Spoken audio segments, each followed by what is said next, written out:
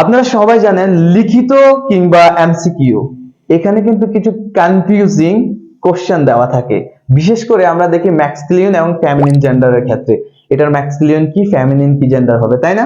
So এই ধরনের একটা ওয়ার্ড হচ্ছে হরিণ, মানে কি ডিয়ার।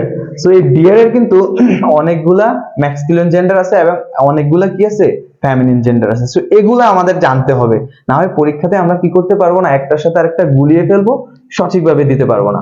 সো আমি যদি বলি প্রথমেই এই স্ট্যাক, স্ট্যাক মানে হচ্ছে পুরুষ হরিণ, তাই না? এবার মহিলা হরিণ মানে হচ্ছে ফিমেল হরিণ, যেটা সেটা কি হবে স্ট্যাক হাইন্ড, স্ট্যাক হাইন্ড, ঠিক আছে? তারপরে হচ্ছে বাক, বি ইউ সি কে, বাক, এটা হচ্ছে পুরুষ, স্ত্রী কোনটা হবে ডই, ডি ও ই, ডই, বাক ডই।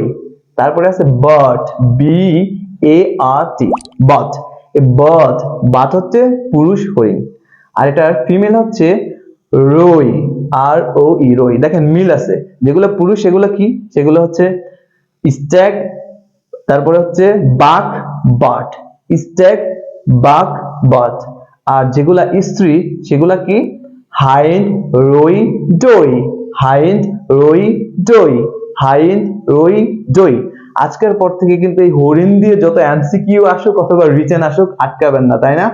কোনটা ফেমিনিন কোনটা ম্যাসকুলিন আমরা কিন্তু জেনে নিলাম। সো এতক্ষণ সাথে ছিলেন, অনেক অনেক ধন্যবাদ। এ ধরনের ক্ষুদ্র ক্ষুদ্র লেসন পেতে আমাদের সাথে থাকবেন। অনেক অনেক শুভকামনা, সবাই ভালো থাকবেন, আল্লাহ হাফেজ।